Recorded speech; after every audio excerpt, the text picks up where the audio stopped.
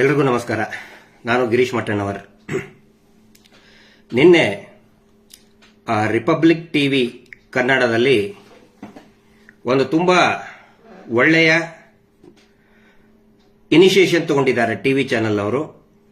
ನಮ್ಮ ಮಾಧ್ಯಮ ಮಿತ್ರರಾದಂತಹ ಶ್ರೀ ಜಯಪ್ರಕಾಶ್ ಶೆಟ್ಟಿ ಅವರು ಮತ್ತು ಅವ್ರ ಜೊತೆಗಿರುವಂತಹ ಇಡೀ ತಂಡ, ಆಂಕರ್ಗಳ ತಂಡ ಏನಿತ್ತು, ಒಂದು ಒಳ್ಳೆ ಇನಿಷಿಯೇಷನ್ ತಗೊಂಡಿದೆ. ಆನಂತರ ಸೌಜನ್ಯ ಪ್ರಕರಣದಲ್ಲಿ ಆಲ್ಮೋಸ್ಟ್ ಒಂದು ವರ್ಷ ಆದ ನಂತರ ಒಂದು ಸ್ಯಾಟಲೈಟ್ ಟಿವಿ ಚಾನೆಲ್ ಸೌಜನ್ಯ ಪ್ರಕರಣದ ಬಗ್ಗೆ ಮಾತನಾಡೋದಕ್ಕೆ ಪ್ರಾರಂಭ ಮಾಡಿದೆ. ಹೀಗಾಗಿ ನಮಗೆ ತುಂಬಾ ಒಂದು ಸಂತೋಷ ಮತ್ತು ಕಳಕಳಿಯಿಂದ ಅದನ್ನು ನಾವು ಸ್ವಾಗತ ಮಾಡ್ತೇವೆ. ಅದರಲ್ಲಿ ಕೊನೆಗೆ ಅವರು ಒಂದು ಮಾತು ಹೇಳ್ತಾರೆ. ಇಡೀ ಪೂರ್ತಿ ಎಂಟೈರ್ ಡಿಸ್ಕಷನ್ ಒಂದೊಂದು ಮಾತಿಗೂ ಕೂಡ ಹಿಂದೂ ದೇವಸ್ಥಾನದ ಮೇಲೆ ದಾಳಿ ಏಕೆ, ಅಪಪ್ರಚಾರ ಏಕೆ ಅಂತ ನಿರಂತರವಾಗಿ ಬರ್ತಾ ಇತ್ತು. 4 ಪ್ರಶ್ನೆಗಳನ್ನು ಅವರು ಕೇಳಿದ್ದಾರೆ. 4ರಲ್ಲಿನೂ ಕೂಡ ಅದೇ ಇದೆ. ನಮಗೂ ಕೂಡ ಸರ್ ಅದೇ ಇದೆ, ಅದೇ ಪ್ರಶ್ನೆನೇ ನಾವು ಕೇಳ್ತಾ ಇದ್ದೀವಿ. ಮಹೇಶ್ ಶೆಟ್ಟಿ ತಿಮ್ಮರೋಡಿ ಅವರು ಮತ್ತು ಅದಕ್ಕಿಂತ ಬಿಫೋರ್ ಯಾರ್ಯಾರು ಹೋರಾಟ ಮಾಡಿದ್ರು, ಇಷ್ಟು ಧರ್ಮ ಕ್ಷೇತ್ರದಲ್ಲಿ ಮಲಿನ ಯಾಕೆ ಆಗ್ತಾ ಇದೆ ಅಂತ ಹೇಳಿ ಹೋರಾಟಗಾರರ ಪ್ರಶ್ನೆನೂ ಕೂಡ ಅದೇ. ಹೀಗಾಗಿ ನಾವೊಂದು ತೀರ್ಮಾನ ಮಾಡಿದ್ದೀವಿ. ಯಾಕಂತ ಹೇಳಿದ್ರೆ ನಮ್ಗೆ ಖುಷಿ ಆಗಿದೆ. ತಾವು ಅಂದ್ರೆ ಒಂದು ಸ್ಯಾಟಲೈಟ್ ಚಾನೆಲ್ನಲ್ಲಿ ಮಾತಾಡಿರೋದಕ್ಕೆ ಸ್ವಾಗತಿಸ್ತೇವೆ. ತಾವು ಹೇಳಿದ್ರಿ ಯಾರೇ ಸಾಕ್ಷಿ ಇದ್ರು ಏನೇ ಇದ್ರು ಕೂಡ ಬಂದು ತೋರಿಸಬಹುದು, ಸಾಕ್ಷಿನೇ ಇರಬೇಕು ಅಂತ ಹೇಳಿದ್ರಿ. Yes, agreed. ಒಂದು ನೇರವಾಗಿ ವಿಷಯಕ್ಕೆ ಬಂದ್ಬಿಡ್ತೀನಿ. ನಾನು ಏನು ಘಟನೆಯ ಬಗ್ಗೆ ಮತ್ತು ಹಾರರ್ ಆಫ್ ಧರ್ಮಸ್ಥಳದ ಹಾರರ್ ಭೀಕರತೆಯ ಬಗ್ಗೆ ಮತ್ತು ಸೌಜನ್ಯ ಪ್ರಕರಣದ ಬಗ್ಗೆ ತುಂಬಾ ಉಪಯುಕ್ತವಾದಂತಹ ದೃಶ್ಯಗಳನ್ನು, records, that may be words, visual or anything, ನಾನು ತೋರಿಸೋದಕ್ಕೆ ರೆಡಿ ಇದ್ದೇನೆ. ಕಂಡೀಷನ್ಸ್ ಇದೆ 1-2-3. ಏನು ಅಂತ ಹೇಳಿದ್ರೆ, ನಾನು ಅಲ್ಲಿ ಬಂದಾಗ ನಾನು ಕೊಡಬೇಕಾದ್ರೆ ನಾನು ಲೈವ್ ಅಲ್ಲಿನೇ ಕೊಡ್ತೀನಿ. ತಾವು ಲೈವ್ ಅಲ್ಲಿನೇ ನಮ್ಮನ್ನ ಮಾತಾಡಿಸಬೇಕು. ಲೈವ್ ಅಲ್ಲಿನೇ, ನಾನು ಜಾಸ್ತಿ ಮಾತಾಡೋದು ಇರುವುದಿಲ್ಲ. ಯಾಕಂದ್ರೆ ಕೊಡ್ತಕ್ಕಂತಹ ಏನಂತ ಹೇಳಿದ್ರೆ ರೆಕಾರ್ಡ್ಸ್ ಆ ತರ ಇದೆ. ನಾವು ಮಾತಾಡೋದು ಇರುವುದಿಲ್ಲ ಅದರಲ್ಲಿ. ಒಂದನೇದ್ದು, ನೀವು ಲೈವ್ ಇರಬೇಕು. ಮತ್ತೆ ನಾನು ಕೂಡ ನಿಮ್ಮ ಚಾನಲ್ ಎಂಟ್ರಿ ಆದಾಗಿಂದ ಎಕ್ಸಿಟ್ ಆಗುವವರೆಗೆ ನನ್ನ ಫೇಸ್ಬುಕ್ ಲೈವ್ ಇರ್ತದೆ. ನಾನು ಲೈವ್ ಇದ್ದಾಗಲೇ ನಾನು ಹ್ಯಾಂಡ್ ಓವರ್ ಮಾಡ್ತೀನಿ. ಎರಡನೇದಾಗಿ, ನಾನು ಹ್ಯಾಂಡ್ ಓವರ್ ಮಾಡಿದ ತಕ್ಷಣನೇ ವಿದಿನ್ 2 ಮಿನಿಟ್ಸ್ ವಿದೌಟ್ ಎಡಿಟಿಂಗ್, ಏನು ಒಂದೇ ಒಂದು ಶಬ್ದ ಎಡಿಟ್ ಆಗಬಾರ್ದು ಅದರಲ್ಲಿ. ಆಸ್ ಇಟ್ ಈಸ್ ತಮ್ಮದು ಸ್ಕ್ರೀನ್ ಇದೆಯಲ್ಲ, ದೊಡ್ಡದು ಸ್ಕ್ರೀನ್ ಇದೆಯಲ್ಲ, ಆ ಸ್ಕ್ರೀನ್ ಅಲ್ಲಿ, ಯಾಕಂದ್ರೆ ನಾನು ಕೇಳಿದೆ ಟೆಕ್ನಿಕಲ್, ನನ್ ತಾಂತ್ರಿಕವಾಗಿ ನನಗಷ್ಟು ಗೊತ್ತಿಲ್ಲ. ತಮ್ಮ ಮೊಬೈಲಿಗೆ ಹೋದ್ಮೇಲೆ ಅದು ನಿಮ್ಮ ಒಂದು ಟೆಕ್ನಿಕಲ್ ಟೀಮ್ ಇರ್ತದೆ. ಆ ಟೆಕ್ನಿಕಲ್ ಟೀಮ್ ಇಂದ ಸ್ಕ್ರೀನಿಗೆ ಎಷ್ಟೊತ್ತಾಗುತ್ತೆ, ಮ್ಯಾಕ್ಸಿಮಮ್ 2 ಮಿನಿಟ್ಸ್ ಅಂತ ಹೇಳಿದ್ರೆ ಮೇ ಬಿ 5 ಮಿನಿಟ್ಸ್ ಅಂತ ತಗೊಳ್ಳಿ. ಮತ್ತೆ ಅದೆಲ್ಲವೂ ಕೂಡ ಈ ಕಮರ್ಷಿಯಲ್ ಬ್ರೇಕ್ ಇದ್ದ ಟೈಮ್ ಆಗಿ ಇರಬಾರ್ದು. ಬಂದ ತಕ್ಷಣನೇ ಲೈವ್ ಅಲ್ಲೇ ಹ್ಯಾಂಡ್ ಓವರ್ ಮಾಡ್ತೀನಿ ನಾನು. ಲೈವ್ ಅಲ್ಲೇ ನೀವು ತೋರಿಸ್ಬೇಕು, ಅದನ್ನ ತೋರಿಸಲೇಬೇಕು ವಿದೌಟ್ ಎಡಿಟಿಂಗ್. ಒಂದನೇದ್ದು ಲೈವ್, ನೀವು ಕೂಡ ಲೈವ್ ಇರಬೇಕು. ಅದರಲ್ಲಿ ನನ್ನ ಫೇಸ್ಬುಕ್ ಕೂಡ ಒಂದು ವೇಳೆ ಇದು ಬ್ಲಾಕ್ ಆಗದೆ ಹೋದ್ರೆ, ರಿಪೋರ್ಟ್ ಆಗಿ ಬಹಳ ಹರಸಾಹಸ ಪಡ್ತಾ ಇದ್ದಾರೆ. ರಿಪೋರ್ಟ್ ಮಾಡಿ, ಮುಂಚೆ ಒಂದಿತ್ತು ನಂದು ಗಿರೀಶ್ ಮಠಣ್ಣವರು ಇತ್ತು, ಅದನ್ನ ಬ್ಲಾಕ್ ಮಾಡಿಸಿದ್ರು ಸುಮಾರು ಜನರ ಕಡೆ ಅಂತ ಹೇಳಿ. ಪೇಡ್ ಒಂದಿಷ್ಟು ಇದನ್ನಿದ್ದಾರೆ ಮಾಡಿ ಬ್ಲಾಕ್ ಮಾಡಿಸಿದ್ರು. ಒಂದು 10,000 ಫಾಲೋವರ್ಸ್ ಇದ್ರು ಒಂದು ತಿಂಗಳಲ್ಲಿ. ಈಗ 20,000 ಫಾಲೋವರ್ಸ್ ಇದ್ದಾರೆ ಇನ್ನೊಂದು ಅಕೌಂಟ್ ಅಲ್ಲಿ. ಅದನ್ನು ಕೂಡ ಬ್ಲಾಕ್ ಮಾಡ್ಸಕ್ ನೋಡ್ತಾ ಇದ್ದಾರೆ. ಅಕಸ್ಮಾತ್ ಬ್ಲಾಕ್ ಆಗಲಿಲ್ಲ ಅಂದ್ರೆ ಇದೇ ನಂಬರಿನ ಫೇಸ್ಬುಕ್ ನಲ್ಲಿ ಲೈವ್ ಇರ್ತೀನಿ. ಬ್ಲಾಕ್ ಆದ್ರೆ ಇನ್ನೊಬ್ರು ಬರ್ತಾರೆ, ನನ್ನ ಜೊತೆಗೆ ಇನ್ನೊಬ್ರು ಬರ್ತಾರೆ, ಅವ್ರ ಲೈವ್ ಅಲ್ಲಿ ಇರ್ತಾರೆ. ಆ ಲೈವ್ ಅಲ್ಲಿ ನಾವು ಏನು ಮಟೀರಿಯಲ್ ಕೊಡ್ತೀನಲ್ಲ ಅದನ್ನ as it is without editing ಪೂರ್ತಿಯಾಗಿ ನೀವು ತೋರಿಸಬೇಕು. ಆಗುತ್ತಾ? ನಾನು ಕೇಳ್ತಾ ಇದ್ದೀನಿ ನಿಮಗೆ. ಮೂರನೇದ್ದು, ಪ್ರೊಟೆಕ್ಷನ್ ಆಫ್, ಈಗ ಏನು ವಿಟ್ನೆಸ್ ನಾನು ತೋರಿಸ್ತೀನಲ್ಲ ಅವ್ರಿಗೊಂದು ಪ್ರೊಟೆಕ್ಷನ್ ಅಂತ ಬೇಕಲ್ಲ. ಈಸಿಯಾಗಿ ಹೇಳಿಬಿಡ್ಬೋದು. ಪೊಲಿಟಿಕಲ್ ಅಲಿಗೇಷನ್ ಮಾಡೋದು ತುಂಬಾ ಸುಲಭ, ಅಥವಾ ಇನ್ಯಾವುದಾದ್ರೂ ಇಶ್ಯೂ ಬಗ್ಗೆ ಅಲಿಗೇಷನ್ ಮಾಡೋದು ತುಂಬಾ ಸುಲಭ. ಆಯ್ತು, ಸಾಕ್ಷಿ ಇದ್ರೆ ತಗೊಂಡು ಬನ್ನಿ ಅಂತ ಹೇಳ್ತಿದ್ರಲ್ಲ, it is a most sensitive criminal ಕೇಸಿಗೆ, brutal rape and gang rape and murder ಕೇಸಿಗೆ ಸಂಬಂಧಪಟ್ಟಂತದ್ದು. ಹಿಂದೆ ನಡೆದಂತದ್ದು ಯಾಕೆ ಪ್ರಕರಣ ಇದು ಸರಿಯಾದ ದಿಕ್ಕಿನಲ್ಲಿ ಸಾಗಲಿಲ್ಲ ಅಂತ ಹೇಳಿದ್ರೆ, ನಿರಂತರವಾಗಿ ಸಾಕ್ಷಿಗಳನ್ನ ಕೊಲ್ತಾನೆ ಬಂದ್ರು. ಹಿಂಗಾಗಿ ಅದು ರಿಪೀಟ್ ಆಗೋದು ಬೇಡ ಅಂತ ಹೇಳಿ ಪ್ರೊಟೆಕ್ಷನ್ ಆಫ್ ವಿಟ್ನೆಸ್ ಅದರ ಜವಾಬ್ದಾರಿ ತಗೋಬೇಕು. ಖಂಡಿತ ನೀವು ನಾಳೆ ಅಂದ್ರೆ ನಾಳೆ ಬರ್ತೀನಿ, ಐ ಆಮ್ ರೆಡಿ, ಓಡಿ ಹೋಗ್ತಾ ಇಲ್ಲ ನಾವು. ದಯವಿಟ್ಟು ನಮಗೊಂದು ಅವಕಾಶ ಕೊಡಿ. ಆನಂತರ ನೀವು ಕೇಳಬಹುದು, ಏನ್ ತೋರಿಸ್ತೀರಿ ನೀವು, ಏನ್ ತೋರಿಸ್ತೀರಿ, ನಾನು ಈಗ ಹೇಳಲ್ಲ. ಆ ನಂತರ ನಾನು ನಿಮಗೆ ಎನ್ಶೋರ್ ಮಾಡ್ತಾ ಇದ್ದೇನೆ, ನಾನು ನಿಮಗೆ ಪ್ರಾಮಿಸ್ ಮಾಡ್ತಾ ಇದ್ದೇನೆ, ಎಲ್ಲರ ಮುಂದೆ ಲೈವ್ ಅಲ್ಲೇ ಪ್ರಾಮಿಸ್ ಮಾಡ್ತಾ ಇದ್ದೇನೆ, ಅದು ಯಾವೂ ಕೂಡ ಎಐ ಟೆಕ್ನಾಲಜಿ ಯೂಸ್ ಮಾಡಿದಂಥದ್ದಲ್ಲ. ಈಗ ಅಂದ್ರೆ ಅವರೊಂದೇನೋ ತೋರಿಸ್ಬಿಟ್ರು, ನಾವೊಂದು ವಿಡಿಯೋ ಮಾಡಬೇಕು, ನಾವೊಂದು ವಿಡಿಯೋ ಮಾಡಿದ್ವಿ, ಅದನ್ನ ನೀವು ತೋರಿಸ್ರಿ, ಖಂಡಿತ ಅಲ್ಲ. ಆ ನಂತರ ನಾನು ಡಿಬೇಟಿಗೆ ಬರುವುದಿಲ್ಲ, ನಾಟ್ ಅ ಡಿಬೇಟ್. ನೋಡಿ, ನನ್ನನ್ನು ನಂಬಿ, ಪ್ಲೀಸ್ ನಮ್ಮನ್ನ ನಂಬಿ ಅಂತ ಹೇಳೋದಕ್ಕೆ ನಾನು ಬರ್ತಾ ಇಲ್ಲ. ನೈಜ ಘಟನೆಯ ದಾಖಲೆಯನ್ನ ಧರ್ಮಸ್ಥಳ ಎನ್ನುವಂತಹ ಪವಿತ್ರ ಕ್ಷೇತ್ರದಲ್ಲಿ ನಡೆದಂತಹ ಭೀಕರತೆಯನ್ನ, ನೈಜತೆಯನ್ನ ತೋರಿಸ್ತೀನಿ, ನನ್ನ ಜೊತೆಗೆ ತಗೊಂಡು ಬರ್ತೀನಿ. It's my promise. ಅದನ್ನು ನೋಡಿದ ಮೇಲೆ ನಾನು ಇದನ್ನ ಜನಗಳು ಖುಷಿಯಾಗಬೇಕು ಅಂತ ನಾನು ಹೇಳ್ತಾ ಇಲ್ಲ, ನನ್ನನ್ನು ಮೆಚ್ಚಬೇಕು, ವಾ ಅನ್ಬೇಕು ಅಂತ ಹೇಳ್ತಾ ಇಲ್ಲ. ಅದನ್ನು ನೋಡಿದ ಮೇಲೆ let the government decide, let the police department decide, let the judiciary decide. ನಾನು ಅವ್ರ ಗಮನಕ್ಕೆ ತರೋದಕ್ಕೆ ಈ ಒಂದು ಪ್ರಯತ್ನ ಮಾಡ್ತಾ ಇದ್ದೀನಿ, ಮತ್ತು ಅದಕ್ಕೆ ನೀವು ಒಳ್ಳೆ ಒಂದು ಅವಕಾಶವನ್ನ ಕೊಟ್ಟಿದ್ದೀರಿ, ಅದಕ್ಕೆ ನಾನು ನಿಮ್ಗೆ ಥ್ಯಾಂಕ್ಸ್ ಹೇಳ್ತಾ ಇದ್ದೀನಿ. ರಿಪಬ್ಲಿಕ್ ಕನ್ನಡ ಟಿವಿಗೆ ಯಾರು ಈ ತರ ಒಂದು ಅವಕಾಶವನ್ನು ನಮಗೆ ಕೊಟ್ಟಿದ್ದಿಲ್ಲ ಸರ್, ನೀವು ಕೊಟ್ಟಿದ್ದೀರಿ. ಸೊ ಅರ್ನಬ್ ಅವ್ರ ಬಗ್ಗೆನೂ ಕೂಡ ನನಗೆ ತುಂಬಾ ಗೌರವ ಇದೆ. ನಿರ್ಭಯ ಪ್ರಕರಣದಲ್ಲಿ ಎಷ್ಟು ಚೆನ್ನಾಗಿ ಅವರು ಡಿಬೇಟ್ ಮಾಡ್ತಾ ಇದ್ರಂದ್ರೆ ಎಚ್ಚರಿಸ್ಬಿಟ್ರು ಅವರು, ಇಡೀ ಸರ್ಕಾರವನ್ನ ಎಚ್ಚರಿದ್ದು ಅರ್ನಬ್ ಗೋಸ್ವಾಮಿ. ಸೊ ಅವ್ರ ಬಗ್ಗೆ ಬಹಳ ರೆಸ್ಪೆಕ್ಟ್ ಇದೆ. ಮತ್ತೆ ನಿನ್ನೆನೂ ಕೂಡ ನೀವು ಮಾತಾಡಿದ್ದು ನಮಗೆ ಹೇಳಿದಿರಲ್ಲ, ಇದ್ರೆ ತಗೊಂಡು ಬನ್ನಿ ಅಂತ ಹೇಳಿ, ನಾನು ರೆಡಿ ಇದ್ದೀನಿ. ಈ 3 ಕಂಡೀಷನ್, ನಿಮ್ಮ ಕಂಡೀಷನ್ ಕೂಡ ನಾನು ಓಕೆ. ನೀವು ಹೇಳಿದ್ರಿ ಏನು ಏನೋ ನನಗೆ ಹೇಳಕ್ಕೆ ಬರೋದಿಲ್ಲಪ್ಪ, ದೇವಮಾನವ ಅಂತ ಕರೀತಾರಲ್ಲ, ಅವ್ರ ಬಗ್ಗೆ ಬೈಬಾರ್ದು ಅಂತ ಹೇಳಿದ್ರಿ. ನಾವಾಗೆ ಯಾವತ್ತಿಗೂ ಕೂಡ ಅವ್ರಿಗೆ ಬೈಲಿಲ್ಲ. ಇನ್ನೊಬ್ರು ಅವ್ರ ಮೇಲೆ ಬೆರಳು ಮಾಡುವ ಹಂಗೆ ಅವರೇ ಮಾಡ್ಕೊಂಡಿದ್ದು. ಯಾಕೆ ಅಂತ ಹೇಳಿದ್ರೆ, ಆರೋಪ ಇದ್ದಿದ್ದು ಅವ್ರ ಮೇಲಲ್ಲ, ಯಾರು ಕೂಡ ಅವರು ಅತ್ಯಾಚಾರ ಮಾಡಿದ್ದಾರೆ, ಕೊಲೆ ಮಾಡಿದಾರಂತೆ ಖಂಡಿತ ಯಾರು ಹೇಳಿಲ್ಲ. ನಾವಂತೂ ಹೇಳಿಲ್ಲಪ್ಪ, ನಾನಂತರೂ ಹೇಳೇ ಇಲ್ಲ. ಆದ್ರೆ ಯಾವಾಗ ಅವರು ಅವರ ತಮ್ಮನ ಮಗ ವಿದೇಶದಲ್ಲಿ ಇದಾನಂತ ಹೇಳಿ ಅವರು ಜೆರಾಕ್ಸ್ ಕಾಪಿ ಹಿಡ್ಕೊಂಡು ಕಲರ್ ಪ್ರಿಂಟ್ಔಟ್ ವೀಸಾ ಕಾಪಿ ಹಿಡ್ಕೊಂಡು ನಮ್ಮ ತಮ್ಮನ ಮಗ, ನಮ್ಮ ಮಗು ಇಲ್ಲಿದ್ದಿದ್ದಿಲ್ಲ, ಅಮೆರಿಕಾದಲ್ಲಿತ್ತು ಅಂತ ಹೇಳ್ತಲ್ಲ, ಅವಾಗ ನಮಗೆ ಕಾಡಿದಂತಹ ಒಂದು ಪ್ರಶ್ನೆ ಏನಂತ ಹೇಳಿದ್ರೆ, ಆರೋಪ ಇದ್ದಿದ್ದು ಆ ತಮ್ಮನ ಮಗನ ಮೇಲೆ. ಆ ತಮ್ಮನ ಮಗ, ಅವ್ರ ಮಗು ಉತ್ತರ ಕೊಡಬಹುದಿತ್ತಲ್ಲ. ಮಗು ಅಂದ್ರೆ ಮಗು ಲಾಲಿ ಹಾಡೋ ಮಗು ಅಲ್ಲ.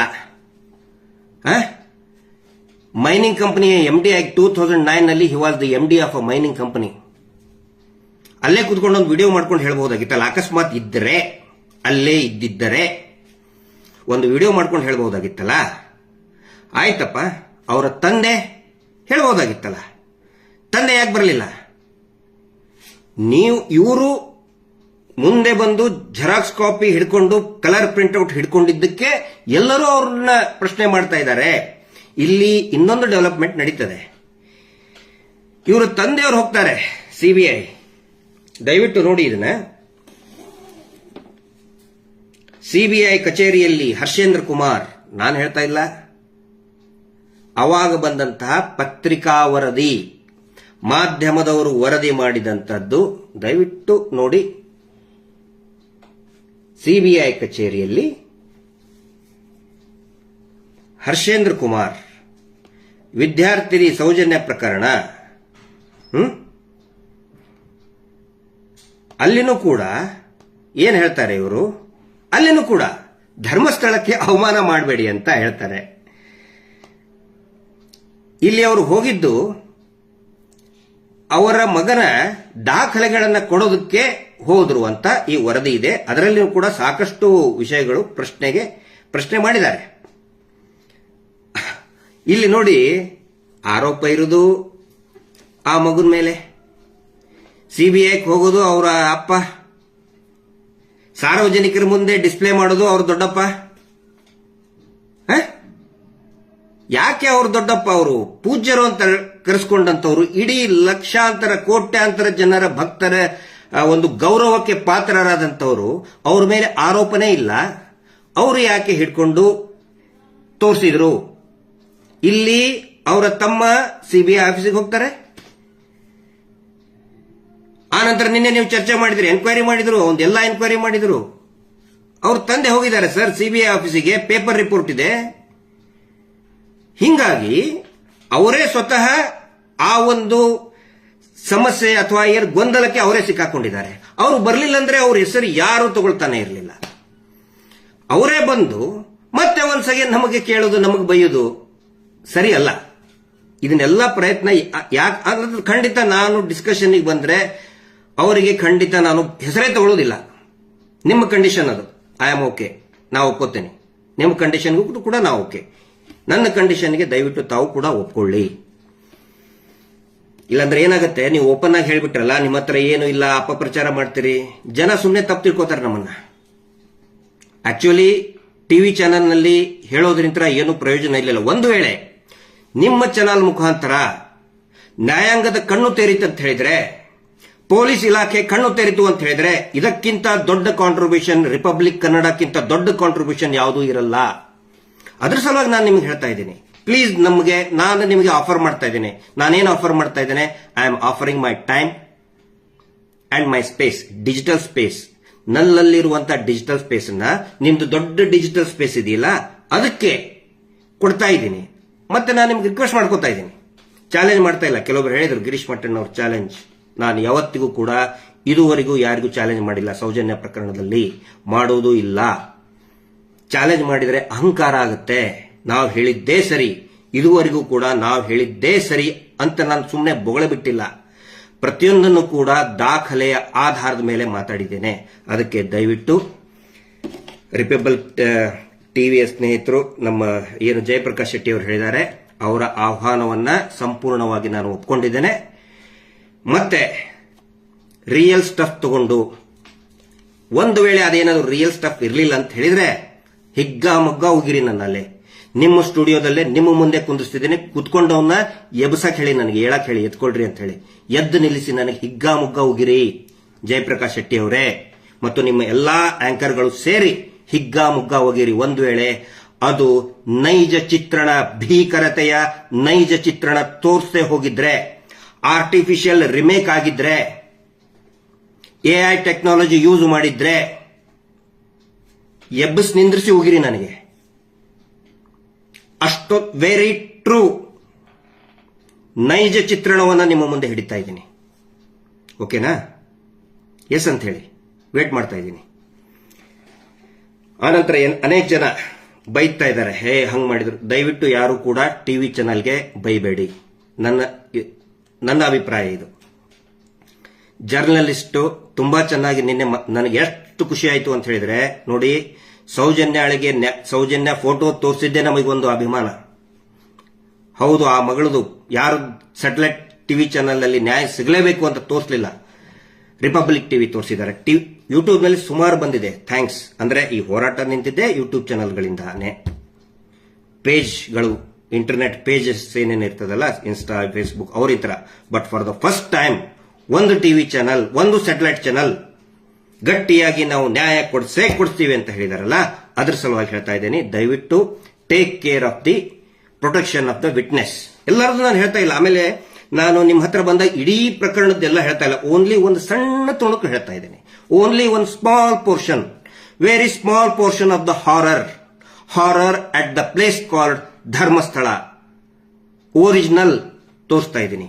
ಸೊ ಸೌಜನ್ಯ ಪ್ರಕರಣಕ್ಕೂ ಕೂಡ ಸಂಬಂಧಪಟ್ಟಂತೆ ಒಂದು ವೇಳೆ ನಾನು ಯಾಕೆ ಪ್ರೊಟೆಕ್ಷನ್ ಕೂಡ ನೀವು ಜವಾಬ್ದಾರಿ ತಗೊಳ್ಳಿ ಅಂತ ಹೇಳ್ತಾ ಇದ್ದೀನಿ ಅಂತ ಹೇಳಿದ್ರೆ ನಾಳೆ ಹೇಳಿದ ತಕ್ಷಣನೇ ಅವನು ಇರ್ತಾನೋ ಇಲ್ಲೋ ಗೊತ್ತಿಲ್ಲ. ಸೊ ಅದ್ರ ಬಗ್ಗೆ ತಾವು ತಮ್ಮ ಲೀಗಲ್ ಟೀಮ್ ಬೇಕರ ಜೊತೆಗೆ ಚರ್ಚೆ ಮಾಡಿ, ನಮ್ಮ ಲಾಯರ್ ಜೊತೆಗೂ ಕೂಡ ನಾನು ಚರ್ಚೆ ಮಾಡ್ತೀನಿ. ಎಸ್ ಅಂತ ಹೇಳಿದ್ರೆ ವಿಲ್ ಗೋ ಹೆಡ್. ಅದರಿಂದ ಆದರೂ ಕೂಡ ಈ ರಾಜ್ಯದ ನ್ಯಾಯಾಂಗ ವ್ಯವಸ್ಥೆ ಕಣ್ಣು ತೆರೆಯಲಿ ಅನ್ನೋದು. ಆನಂತರ ಇನ್ನೂ ಸಾಕಷ್ಟು ಇದನ್ನಾಯ್ತು. ನೀವು ಮಾತಾಡಿದ್ರ ಬಗ್ಗೆ ಇಷ್ಟೇ ಮಾತಾಡ್ತೀನಿ, ಇನ್ನೊಬ್ಬರು ಹೇಳಿದ್ರ ಬಗ್ಗೆ ನಮ್ಗೆ ಯಾವುದೇ ಇದನ್ನಿಲ್ಲ, ಕನ್ಸರ್ನ್ ಇಲ್ಲ. ಇವತ್ತು ನಾನು ಮಾತಾಡಿದೆ, ಆ ವ್ಯಕ್ತಿಗೆ ಕ್ರಿಮಿನಲ್ ಪ್ರೊಸೀಜರ್ ಸಿಸ್ಟಮ್ ಅಂತ ಏನು ಕೂಡ ಗಂಧ ಗಾಳಿ ಗೊತ್ತಿಲ್ಲ. ಬರೀ ಒಂದಿಷ್ಟು ಕಮೆಂಟ್ ಹಾಕೋರು, ಪೇಯ್ಡ್ ಕಮೆಂಟ್ ಹಾಕೋರು ವಾ ಅನ್ನೋದ್ರ ಸಲುವಾಗಿ ಮಾತಾಡಿದ್ರೆ ಅಲ್ಲ, ವಾದ ಮಾಡೋದ್ರ ಸಲುವಾಗಿ ನಾವು ಮಾತಾಡಬಾರ್ದು, ನ್ಯಾಯದ ಸಲುವಾಗಿ ಮಾತಾಡಬೇಕು. ಒಂದು ಕ್ರಿಮಿನಲ್ ಜಸ್ಟಿಸ್ ಸಿಸ್ಟಮ್ ಯಾವ ರೀತಿ ಪ್ರೊಸೆಸ್ ನಡೀತದೆ, ಒಂದು ಸಿ ರಿಪೋರ್ಟ್ ಅಂದ್ರೆ ಏನು, ಅಕ್ಯೂಸ್ಡ್ ಅಂದ್ರೆ ಏನು, ಸ್ವತಃ ಅಕ್ಯೂಸ್ಡ್ ಅಂತ ಪ್ರಾಸಿಕ್ಯೂಷನ್ ಬರೀತಾರೆ. ಏನೋ ಕ್ರೈಮ್ ನಂಬರ್ 234/12 ಅಲ್ಲಿ ಆನೆ ಮಾವುತನ ಪ್ರಕರಣ 234/12, ಸೌಜನ್ಯ ಪ್ರಕರಣ 250/12, ಬೆಳ್ತಂಗಡಿ ಪೊಲೀಸ್ ಸ್ಟೇಷನ್. ಈ ವ್ಯಕ್ತಿ ಹೇಳ್ತಾನೆ, ನಾನು ಪದೇ ಪದೇ ಕರಿತಾನೆ ಇರ್ತಾನೆ, ಡಿಬೇಟಿಗೆ ಬನ್ನಿ. ಇವತ್ತಾವ್ ಕರೆದು ಅವನೇ ಓಡ್ ಹೋಗ್ತಾ ಇದ್ದಾನೆ, ಎಷ್ಟೊತ್ತಿಗೆ ಮುಗಿಸ್ತಾ ಇದ್ದೀರಿ ಇದನ್ನ ಅಂತ ಹೇಳಿ. ಅಂದ್ರೆ ನಾನು ಏನ್ ಹೇಳ್ತಾ ಇದ್ದೀನಿ, ಐ ರೆಸ್ಪೆಕ್ಟ್ ಡಿಬೇಟ್. ಆದ್ರೆ ನಾವು ಡಿಬೇಟ್ ಮಾಡುವಂತಹ ವ್ಯಕ್ತಿಗಳಿಗೆ ಒಂದು ಎಕ್ಸ್ಪೀರಿಯನ್ಸ್ ಇರಬೇಕು ಅಥವಾ ನಾಲೆಜ್ ಇರಬೇಕು. ಸ್ವತಃ ಪ್ರಾಸಿಕ್ಯೂಷನ್ ಬರೆದಿದ್ದಾರೆ ಅಂಡರ್ ಸೆಕ್ಷನ್ 2 ಅಂದ್ರೆ ಏನು ಕ್ರೈಮ್ ನಂಬರ್ 234/12 ನಲ್ಲಿ ಸ್ವತಃ ಪ್ರಾಸಿಕ್ಯೂಟರ್ ಬರೆದು ಕೊಡ್ತಾರೆ, ಅಕ್ಯೂಸ್ಡ್ ಸಂತೋಷ್ ರಾವ್ ಅಂತ ಹೇಳಿ, ಅಕ್ಯೂಸ್ಡೇ ಅಲ್ಲ ಅಂತ ಹೇಳ್ತಾನೆ. ಸೊ ಏನ್ ಮಾತಾಡಬೇಕು ಅಂತ ಅವ್ರ ಜೊತೆಗೆ. ಅದಕ್ಕೆ ಒಂದು ಹೆಲ್ದಿ ಡಿಸ್ಕಷನ್ ಆಗಲಿ. ಮತ್ತೆ ನಿನ್ನೆ ತಾವು ಹೇಳಿದ್ರಿ ಸಂತೋಷ್ ರಾವ್ ಒಂದು ಕನ್ಫೆಷನ್ ಸ್ಟೇಟ್ಮೆಂಟ್ ಇಟ್ಟು ಯಾಕೆ ಚರ್ಚೆ ಮಾಡ್ತಾ ಇಲ್ಲ ಅಂತ ಒಬ್ಬ ಮೇಡಮ್ ಅವರು ಕೇಳಿದ್ರು. ನೋಡಿ ಮೇಡಮ್, ಕನ್ಫೆಷನ್ ಸ್ಟೇಟ್ಮೆಂಟ್ ಬಗ್ಗೆ ಸಿಕ್ಕಾಪಟ್ಟೆ ಮಾತಾಡಿದ್, ನನಗಿಂತ ಜಾಸ್ತಿ ಯಾರೋ ನಮ್ಮ ಮೋಹಿತರು ಬಹಳಷ್ಟು ಚೆನ್ನಾಗಿ ಮಾತಾಡಿದ್ದಾರೆ ಹಿಂದೆ. ನೀವು ಈಗ ಎಚ್ಚರಾಗಿದ್ದೀರಿ, so that is not our problem. ಹಿಂದೆ ಪ್ರತಿಯೊಂದು ಸಭೆಯಲ್ಲಿ ಕೂಡ ಈ ಸಂತೋಷ್ ರಾವ್ನ ಪಾತ್ರದ ಬಗ್ಗೆ, ಕನ್ಫೆಷನ್ ಸ್ಟೇಟ್ಮೆಂಟ್ ಬಗ್ಗೆ ಬೇರೆ ಬೇರೆ ಯೂಟ್ಯೂಬ್ ನಲ್ಲಿ ನಿರಂತರವಾಗಿ ನಮ್ಮ ಯಾರು ಮೋಹಿತರು ಮಾತಾಡಿದ್ದಾರೆ. ನಾನು ಕೂಡ ಹೇಳಿದ್ದೇನೆ, ಆ ಕನ್ಫೆಷನ್ ಸ್ಟೇಟ್ಮೆಂಟ್ ನೋಡಿ, ಅದೇನು ಕನ್ಫೆಷನ್ ಕೊಡಬೇಕಾದ್ರೆ he was in the custody ಒಳಗಿದ್ದಾಗ ಬರೀ ಸೈನ್ ಮಾಡಿಸ್ಕೊಂಡಿದ್ದಾರೆ. ಬ್ರೈನ್ ಮ್ಯಾಪಿಂಗ್ ಯಾಕೆ ಮಾಡಿಸ್ಕೊಳ್ಳಿಲ್ಲ ಅಂತ ಹೇಳಿ ದೊಡ್ಡ ಎಲ್ಲರೂ ಅದೊಂದು ಸುದ್ದಿ ಹಬ್ಬಿಸ್ತಾ ಇದ್ದಾರೆ. ದಯವಿಟ್ಟು ಮೋಹಿತ್ ಅವ್ರನ್ನ ನೀವು ಕರೆಸಬೇಕಾಗಿತ್ತು, ಅಲ್ಲಿ ಕೂಡಿಸಬೇಕಾಗಿತ್ತು ಆಕ್ಚುಲಿ ಮೋಹಿತ್ ಅವ್ರನ್ನ, because he was the advocate of Santosh Rao. ಅವ್ರನ್ನ ನೀವು ಕ್ವಶನ್ ಮಾಡಬೇಕಾಗಿತ್ತು. ವಿಟ್ನೆಸ್ ಗಳನ್ನ ಕ್ರಾಸ್ ಎಕ್ಸಾಮಿನೇಷನ್ ಮಾಡಿದಂತವ್ರು ಮೋಹಿತ್ ಕುಮಾರ್, ಅವ್ರನ್ನ ಕುಂದಿರಿಸಿ ಮಾತಾಡಬೇಕಾಗಿತ್ತು, ಗೊತ್ತಾಗ್ತಾ ಇತ್ತು. ಬ್ರೈನ್ ಮ್ಯಾಪಿಂಗ್ ಬಗ್ಗೆ ಬಹುಶಃ is the very right person. ಅಂದ್ರೆ ಸಂತೋಷ್ ರಾವ್ ಯಾಕೆ ಸಹಿ ಮಾಡಲಿಲ್ಲ ಅಂತ ಅಂದ್ರೆ ಯಾಕೆ ಮಾಡಿಸ್ಕೊಳಕ್ ಒಪ್ಪಲಿಲ್ಲ ಅಂತ ಹೇಳ್ತಾರಲ್ಲ, ಅವರ ಪ್ರಕಾರ ಆ ಸಿಗ್ನೇಚರ್ ಸಂತೋಷ್ ರಾವ್ದೇ ಅಲ್ಲ. ನೀವು ತೋರಿಸ್ತಾ ಇದ್ರಲ್ಲ ಪದೇ ಪದೇ ಪದೇ ನೋಡಿ, ಇವನು ಯಾಕೆ ಬೇಡ ಅಂತ ಹೇಳಿದ ಅಂತ ಹೇಳಿ, ಸಂತೋಷ್ ರಾವ್ದೇ ಅಲ್ಲ. ಕಸ್ಟಡಿ ಒಳಗಿದ್ದಾಗ, ಆ ಟೈಮ್ ನಲ್ಲಿ ಸಂತೋಷ್ ರಾವ್ ಕಸ್ಟಡಿ ಒಳಗಿರ್ತಾನೆ. ಕಸ್ಟಡಿ ಒಳಗಿದ್ದಾಗ ಬ್ರೈನ್ ಮ್ಯಾಪಿಂಗ್ ಬಗ್ಗೆ ಏನಾದರೂ ಏನು ಪರ್ಮಿಷನ್ ತಗೋಬೇಕಂದ್ರೆ first they have to invite their advocate. ಅಡ್ವೊಕೇಟನ್ನು ಕರೆದಿಲ್ಲ.